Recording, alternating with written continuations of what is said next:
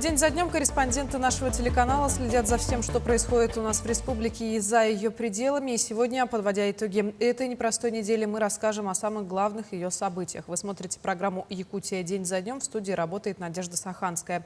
И вот о чем мы вам расскажем в ближайшее время. Отопительный сезон в регионе стартовал не без эксцессов. Основной упор в работе сделан на погашение задолженности ГУП ЖКХ. Китай с 15 сентября введет для россиян безвизовый режим до 30 дней. Такая политика продлится до сентября следующего года. Уходящая неделя запомнилась также гражданско-патриотическими мероприятиями. Расскажем об этом подробнее.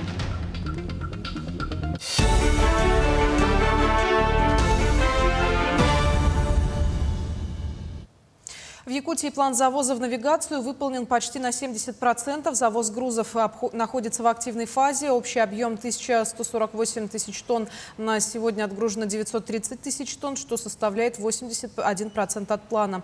Доставлено 797 тысяч тонн или 69%. Отмечено повсеместное снижение уровней воды на северных реках, а также сложные метеоусловия на морских участках транспортных маршрутов.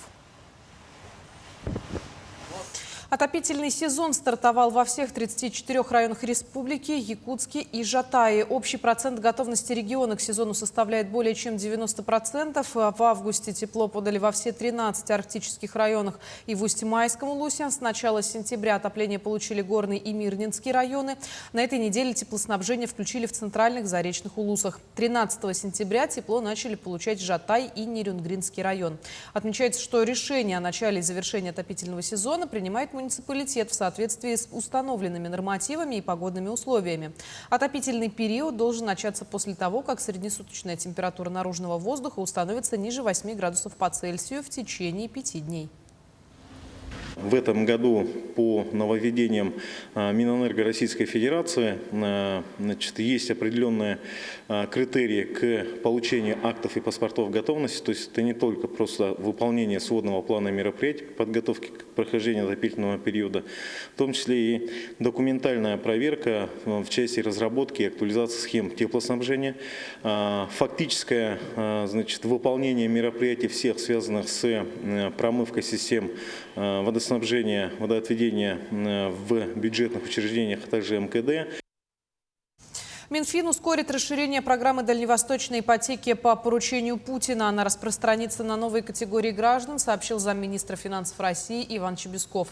Работа в этом направлении ведется в ускоренном режиме. Дальневосточная ипотека была запущена в декабре 2019 года, а арктическая ипотека в декабре 2023. С текущего года программа носит название «Программа льготной ипотеки на Дальнем Востоке». Она позволяет получить жилищный кредит по ставке 2% годовых. На этой неделе в Якутске открыли школу при адаптивном образовательном комплексе. К обучению уже приступили 440 детей с ОВЗ. Все они будут обучаться в комфортабельных условиях с учетом всех необходимых требований. До конца года Центр инклюзивного образования сможет принять 550 учеников. Учебный корпус располагает всем необходимым, в том числе медицинским блоком собственной стоматологии. Строительство комплекса ведется в рамках национальных проектов «Молодежь и дети», а также «Кадры». У нас предусмотрены кабинеты, очень хорошие, оснащенные кабинеты специалистов. Это кабинеты логопедов, дефектологов, психологов. На территории есть мини-стадион с беговой дорожкой и с уличными тренажерами. В следующем году мы ожидаем открытия 2 корпусов. Это интернат и детский сад. В якутской птицефабрике открыли и ввели в работу вторую очередь реконструкции кормоцеха. Было обновлено не только здание, но и полностью модернизировано оборудование и автоматизированные системы. Подробнее о новых возможностях цеха в сюжете Тимура Колмогорова. Здание кормозаготовительного цеха было построено еще в 1988 году. За это время он не раз преображался и снабжался современным оборудованием и системами. Последнее обновление оснащения было в 2016 году. В связи с этим и с увеличением поголовья птиц почти в 2 раза было принято решение о модернизации здания. 1 000 000 куриц в республике, 1 000 000 с копейками. 600 тысяч и тут обеспечивается якутская птицефабрика. И мы производим порядка 175 миллионов яиц, из них 60% соответственно производит якутская птицефабрика. Реконструкция началась в 2023 году и шла в несколько этапов. Работы пошли по двум основным направлениям: увеличение объемов хранимого сырья, продукции и модернизация производства. Так, в обновленном цехе были установлены дополнительные баки и новые производственные аппараты, усовершенствованные линии подачи корма, а обновленное автоматизированное оборудование позволяет следить за всеми процессами заготовки продукта. Здесь трудится в коллективе самого кормоцеха 14 человек. И это работа больших механизмов, автоматизированного оборудования, это компьютерные системы управления, это электрооборудование большой мощности. Кормоцех с обновленным оборудованием в час может произвести до 12 тонн комбикорма. За год же эта цифра достигает 27 тысяч тонн, что на 10 тысяч тонн больше, чем было до реконструкции. Это еще один этап в достижении показателей указа главы республики Арсения Сергеевича Николаева о стратегических целях и развитиях агропромышленного сектора, развития местного производства. Вот сегодня прошлись абсолютно обновленная схема, новые сервера, новые линии, новые помещения, которые сегодня отвечают всем современным требованиям. К слову сказать, это оборудование является отечественным, российского производства города Екатеринбурга. И, конечно же, является гарантией качества и безопасности производственной линии птицефабрики. Цех уже начал свою деятельность, но работа по реконструкции продолжается. В дальнейшем для лучшего хранения большего количества сырья будет построен элеваторный комплекс, а прилегающие территории будут благоустроены. Тимур Калмогоров, Илья Сыромятников, Якутск. Ну а в следующем году в Якутске начнут постройку 5 новых образовательных объектов. Главные вопросы о подготовке их строительства обсудили в правительстве региона. Так, планируется построить 2 детских сада в микрорайоне Северный на 360 мест и 1 по улице Новокарьерная 8 на 240 мест. Школы тоже будут расширяться. Появится пристрой городской 17-й. Начнется строительство нового объекта по улице Чайковского. Появится и новое здание физико-технического лицея. Подрядные организации обсудили планы проектирования и прохождения госэкспертизы. В будущем они покроют потребности в образовании на прилегающих территориях. Совещание принято решение о том, чтобы службе госзаказчика, муниципальному заказчику по реализуемым проектам ускорить именно разработку проектной документации, вход в государственную экспертизу, подрядным организациям также обеспечить качество проектной документации. И много моментов связано с инженерной инфраструктурой этих объектов, и земельных участков. Совместно с ресурсно-снабжающими организациями и Министерство ЖКХ будут рассматривать и обсуждать и решать вопросы, связанные с инженерной инфраструктурой и технологическим присоединением данных объектов. Также на этой неделе завершился гражданский форум, посвященный 80-летию Победы в Великой Отечественной войне, Году защитника Отечества в России и Году защитника Родины в Якутии. Форум объединил представителей власти, предпринимательского сообщества, общественных организаций и гражданских активистов. В центре внимания самые важные вопросы, касающиеся будущего региона и страны. Подробности в сюжете Анастасии Нянниковой. Программа форума включала 5 дискуссионных площадок и итоговое пленарное заседание. Каждая из секций была посвящена отдельному направлению – от патриотического воспитания и поддержки семей ветеранов СВО до развития местного самоуправления. В течение 2 дней здесь шел открытый диалог. Обсуждались проблемы, предлагались идеи и звучали практические решения. Сегодня очередной раз мы проводим с помощью Общественной палаты гражданский форум, который является традиционной площадкой консолидации общества, на которых обсуждаются насущные проблемы, которые интересуют общество в данный момент. Конечно, это вопросы специальной военной операции, реализация 33-го федерального закона, вопросы воспитания подрастающего поколения, развития патриотизма у нас в республике и в стране. Поэтому эти вопросы, которые являются на данный момент, на мой взгляд, ключевыми, являются очень важными для именно обсуждения органов, представителей органов власти и общественников. На площадках по развитию гражданских инициатив участники представляли проекты, которые уже доказали свою эффективность на местах и делились опытом их реализации. Речь шла не только о республиканских, но и локальных практиках от небольших организаций и сельских сообществ.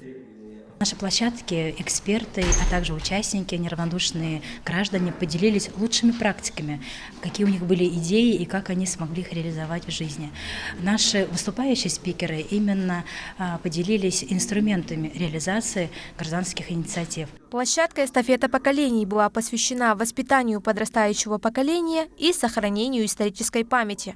Участники обсудили новые форматы патриотического воспитания, начиная с дошкольных учреждений до студенческих проектов. Наша площадка называется «Эстафета поколений» и приурочена году юбилея Великой Победы, году защитника Отечества в России и в Республике. У нас 3 мероприятия. Первое мероприятие прошло уже вчера. Это семинар для представителей дошкольных образовательных организаций по внедрению программы патриотического воспитания для детей, которые ходят в детские сады. Вопросы развития инициатив также рассматривались в практическом ключе. Обсуждались, какие механизмы позволяют поддерживать проекты на уровне федерации и республики и как продвигать те идеи, которые рождаются в районах и селах. Мы обсуждали очень много подходов, как развивать, в частности, инициативы, как им продвигаться и пробиваться, давать эффект. В частности, наша подгруппа работала после того, как мы послушали экспертов на стратегической маленькой такой сессии. У нас был вопрос механизм продвижения инициатив. И мы увидели 2 варианта. Когда инициативы поддерживаются, как ведутся сверху, с федерации, с республики, но мы особо уделили внимание инициативам снизу, когда идеи идут от наследников, от небольших организаций и предприятий, и мы, соответственно, рассмотрели все механизмы. Гражданский форум 2025 года показал, будущее региона строится на диалоге и взаимопонимании. На всех площадках обсуждались темы, которые одинаково важны для общества. Поддержка защитников Отечества и их семей, укрепление семейных ценностей, развитие местных инициатив и передача опыта от старших поколений молодежи. Анастасия Няникова, Стас Потапов, Якутск. Одним из гостей форума стал Герой России Вячеслав Бочаров. Золотую звезду он получил за мужество и самоотверженность при освобождении заложников в сентябре 2004 года в Беслане. После ухода в отставку Вячеслав Алексеевич занялся общественной работой, в том числе и по направлению патриотического воспитания. Поэтому с удовольствием принял приглашение посетить Якутскую кадетскую школу-интернат. Почетному гостю провели экскурсию по новому корпусу школы, после чего устроили встречу с кадетами. Вячеслав Алексеевич рассказал о своем карьерном пути военного и ответил на вопросы кадетов, связанные со службой в армии и в спецподразделении «Вымпел» ФСБ России. Повторный пример – это традиция. Традиция – это уже тот момент, который может служиться краеугольным камнем в процессе воспитания. А воспитание в конечном итоге приносит культуру и духовное становление личности. Все взаимосвязано. Поэтому вот сегодня уже на одной площадке выступал, я говорил, что мы все, взрослые, чем бы мы ни занимались, это должны именно целью ставить духовное воспитание гражданина. Мы продолжим сразу после короткой рекламы. Оставайтесь на нашем канале.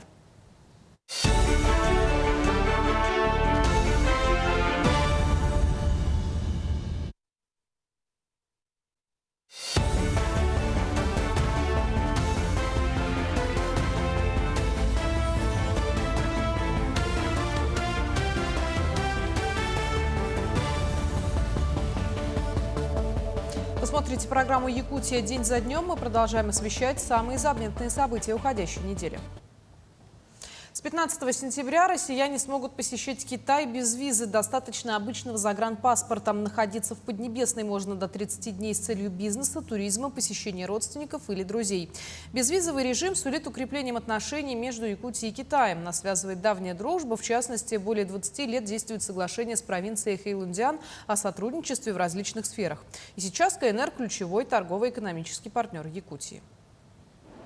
Конечно, это серьезный шаг в развитии отношений с Китаем, а также это открывает большие возможности для наших граждан и делового сообщества. Для простых жителей, для наших граждан, конечно, это упрощает процедуры по въезду на территорию Китайской Народной Республики, будь то туризм, частные поездки или культурные визиты. А для предпринимателей это, конечно, возможность оперативнее организовывать свои командировки, участвовать в выставках и переговорах, привлекать партнеров на той стороне и развивать экспорт. Якутск рабочим визитом посетили федеральные эксперты Росмолодежи и Фонда президентских грантов. В течение 2 дней они делились секретами успешного написания и защиты проектов, претендующих на финансирование со стороны организаций. Спикер Росмолодежи Ольга Алимижина рассказала о действующих грантах, о сроках подачи и поделилась основными ошибками участников при подаче заявлений на грант. В свою очередь Анна Никифорова с Фонда президентских грантов рассказала о возможностях подачи заявлений в области экологических и природоохранных проектов. За 3 летних месяца специалисты общества «Теплоэнергия» заменили котлы и насосы, промыли больше 300 километров трубопроводов. В Якутске на улице Новокарьерная наводят последние штрихи в ремонте теплосетей. Металлические трубы сменили на полипропиленовые, они прослужат не менее 10 лет. В скором времени старые коммуникации демонтируют, а новые утеплят к зиме.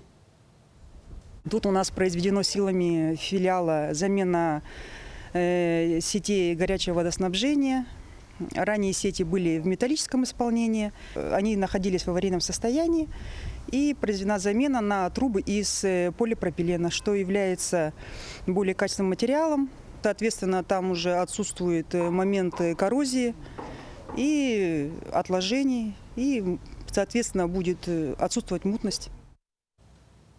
Этим летом в Алдане в твердое покрытие одели 5 улиц города. Сейчас завершаются работы на самой протяженной линии улицы Хвойная. Стоит отметить, что асфальтом покрыли дороги, расположенные на окраинах, чем порадовали жителей микрорайонов. Тему продолжит Руслан Павлов. Главный специалист по дорожному хозяйству городской администрации Иван Клишин с удовольствием показывает и рассказывает о проделанной работе в городе этим летом. В твердое покрытие закатаны 4 улицы города, на 5-й, самой протяженной линии, работы близятся к завершению. Объект улица Хвойная. Реализуем его в рамках национального проекта «Инфраструктура для жизни» в 2025 году. Это у нас финишная прямая. Именно данным участком мы заканчиваем в 2025 году работы по обустройству дорожного полотна усовершенствованным покрытием. Этот объект самый протяженный у нас, 2 километра 77 метров. Из 5 улиц самая протяженность и самые основные виды работ были произведены именно на данном участке. Дорожники дорожат каждой солнечной и сухой минутой, ведь осень вносит свои коррективы в режим трудового дня, то и дело поливая дождиком свежеуложенный асфальт. Погодные условия сильно влияют на производительность труда? Ну, не совсем, конечно. У нас он мелкий здесь сейчас, поэтому приостанавливаемся, ждем и дальше продолжаем. Этим летом соответствовать современным условиям стали улицы города, находящиеся ближе к окраинам. Такому факту рады жители данных микрорайонов. Да, был такой момент, что даже подходили, радовались и обнимали.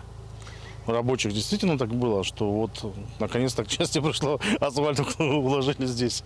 В планах следующего лета покрыть асфальтом уже 9 улиц, но это будет зависеть от успешной защиты проектов. В перспективе 9 улиц, проекты только готовятся. Согласно запланированного финансирования будем подводить финишные итоги уже ближе к концу ноября месяца. Ну и в дальнейшем при положительном заключении сообщим гражданам о перечне улиц.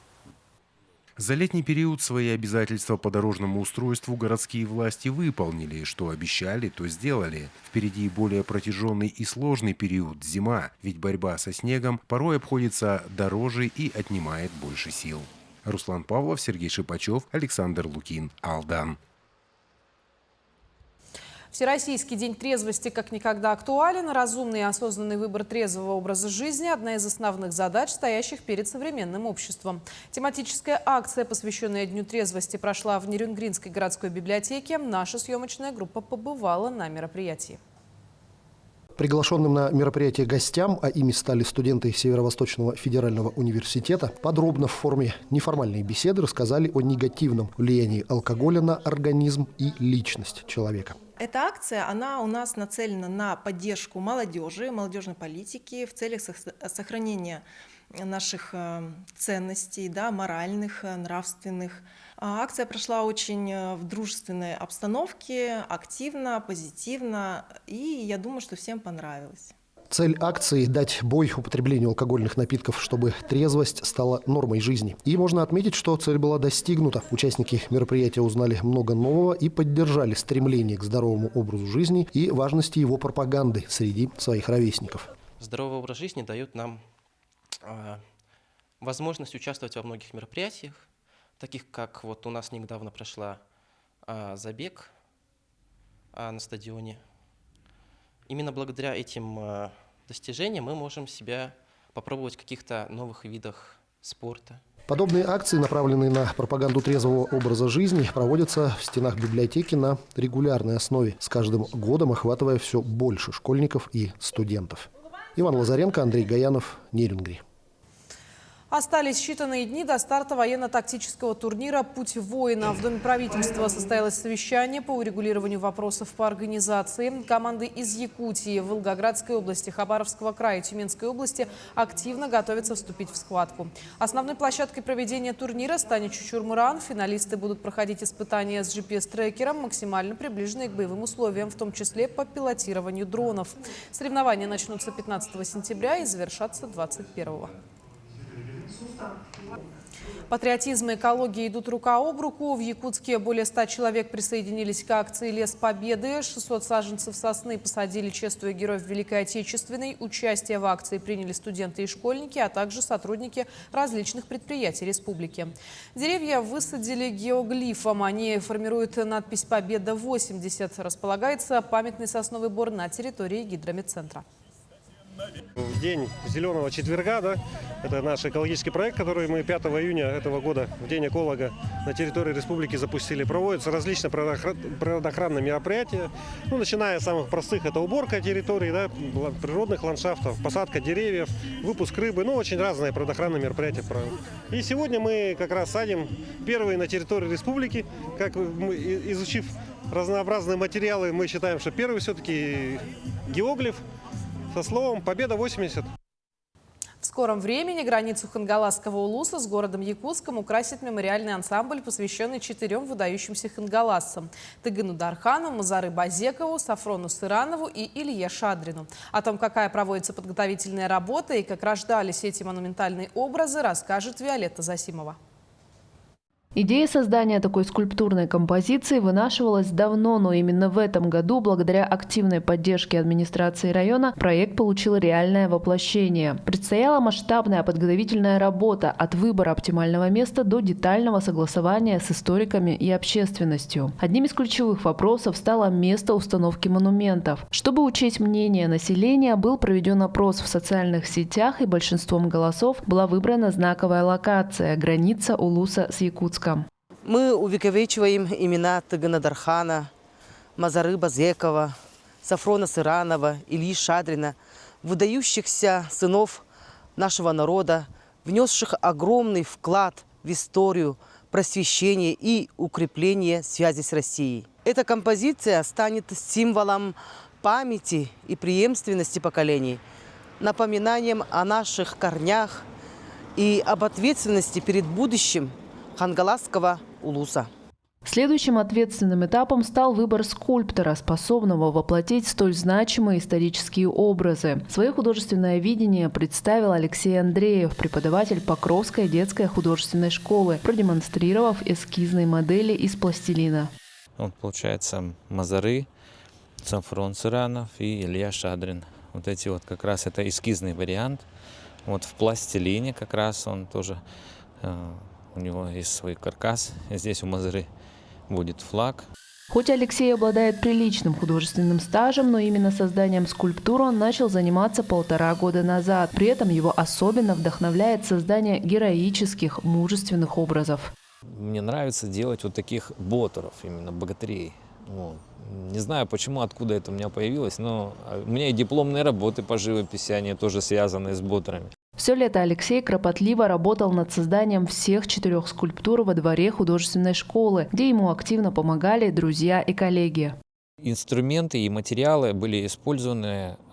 Это металл, конечно же, металлический каркас. Обшита она сеткой специальной, да, такой, для того, чтобы можно было налаживать бетон. И, соответственно, арт-бетон. Он необычный, не как везде, допустим, используют, да, бетон. Это с использованием волокна и добавлением добавок специфических для того, чтобы бетон был более пластичным и крепким. На сегодняшний день все 4 монумента полностью готовы. Остается лишь финальное оформление постаментов, которые будут выполнены в виде природных скальных образований. Уже совсем скоро эти 4 великих Хангаласа займут свои почетные места на границе, встречая и провожая жителей и гостей Улуса. Виолетта Засимова, Хангаласский Улус. К этому часу у меня все. Такой была минувшая неделя глазами наших корреспондентов. Ну а я с вами прощаюсь. Всего доброго и до встречи в эфире.